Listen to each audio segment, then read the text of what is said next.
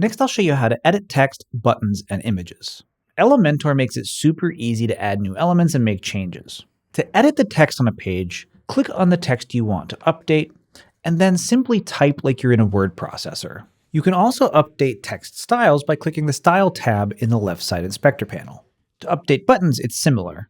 Click on the button you want to change, and then in the left side panel, change the text. You can link the button to a destination in the Link section on the left side panel. First, delete the pound sign. Then start typing the name of the page you want to connect and select it when it shows up. The link will fill in automatically. For external links, just paste the full URL. And like text, you can update button styles by clicking the Style tab.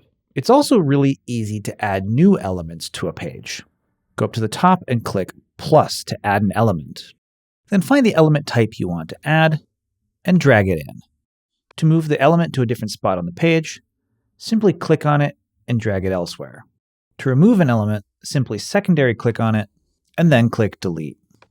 Next, I'll show you how to update the images. Click on any image you want to change, and then in the left side panel, hover over the image and select Choose Image. Then click Select Files to upload an image from your computer, or click Media Library to find one that's already on your site. You can also click Search Images to find stock images. When you find one you like, click Insert.